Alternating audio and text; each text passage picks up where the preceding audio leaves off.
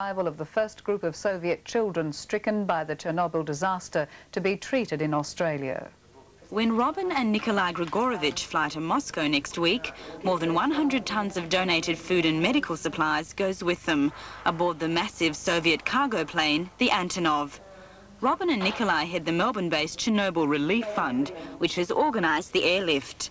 At Melbourne's Russian House today, the latest donations were packed and labelled.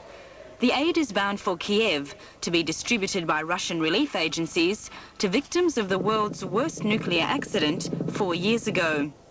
The committee has also arranged for 47 children affected by radiation sickness to recuperate in Melbourne. This is the first group that is coming. We hope there will be many more groups, of course.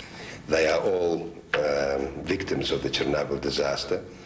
A number of those letters are very moving, in as much that they lost their father, in the case of 3 here. The children, aged from 8 to 16, together with a group of nurses, doctors and interpreters, will arrive in March next year for 2 months of rehabilitation funded by international aid. We are pleased that we are in a position to give them a little bit of joy and to perhaps give them a new start in life. Nearly 50 Soviet children, victims of the Chernobyl nuclear disaster, arrived in Melbourne today.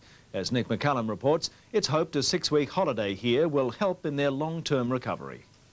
By bringing these children to Melbourne, the organisers say they're investing in the future not only of the Soviet Union, but also of Australia. The children were all in Chernobyl when the nuclear reactor exploded almost 5 years ago. The fire and radiation killed many of their relatives. The effect of the radiation on them mightn't be known for years, but some suffer constant headaches and nosebleeds. Their arrival was emotional for members of Melbourne's Russian community who've arranged the trip. Of course it's important we can help them. They can live longer. We work so hard and they're here now. It's beautiful. I think it's most beautiful thing. The 47 children have been reading about Australia. Some have been promised a therapeutic trip outside their country for 2 years. And we're very glad to see our friends in Australia. It's hoped 6 weeks of good food and fresh air, as well as koalas, penguins and football, will help brace them for a lifelong struggle against illness and tragic memories at home. Nick McCallum, National 9. The young victims of the Chernobyl nuclear disaster arrived in Melbourne today, hoping to see some of our strange-looking animals and members of Aboriginal communities before returning home with greatly improved health. The children will be here for 5 weeks, their visit coinciding with the 5th anniversary of the disaster, which Soviet authorities admit claimed at least 7,000 lives.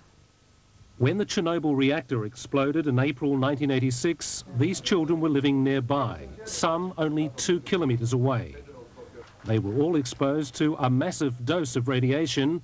Although none are seriously ill, they're generally underweight, pale, and suffer from such things as headaches and nosebleeding. The organisers are hoping the next 5 weeks of healthy living will help to counter the long-term effects of radiation exposure. We have medical advice that it could extend the lives of children up to 10 or 15 years, and a lot of them still live in radioactive affected areas. 15-year-old Olga Turnovskaya was only 2 kilometres from the reactor when it exploded. And today she spoke for her 46 tired but excited companions. Yes, I want to see camp with Africans. I would like to stay, as you know, in our itinerary we have 1 week where they will spend in an Aboriginal camp. And she is looking, and all of the other children are looking very much forward to it. The organisers of the visit plan to bring another 100 children to Australia this year and are hoping to extend the program to other states. Quentin Fogarty, SBS. Report that's brought 47 Soviet children to Melbourne tonight. The children were caught up in the horror of the Chernobyl nuclear disaster, and they've been flown in for some special care. Lufthansa Flight 798 touched down just on 3:20, bringing with it its precious cargo. 47 children are in Australia on a 5-week holiday. It's hoped will give them some respite from the nuclear contamination which still ravages their home. The children are from Pripyat, once a bustling city 3 kilometres from the reactor, now a virtual ghost town they're unlikely to see again. After 2 days of travel, the children arrived looking a little tired and bewildered, but 15-year-old Olga Turnovskaya spoke for everyone in beautiful broken English. We were glad to see our friends in Australia. Lufthansa has flown the children to Australia as part of a UN plan seeking international help for the victims of Chernobyl. It was a flight into the unknown, but it had its advantages.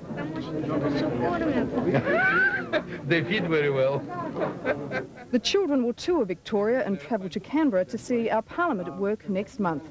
But after meeting their host families tonight, the only thing they'll be looking forward to is getting a little sleep.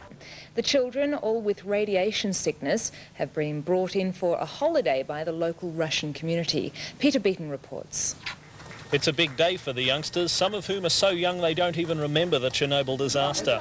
But the effects will be with them for life. Some have lost both parents, and the radiation has left most pale and underweight and suffering from headaches and nosebleeds.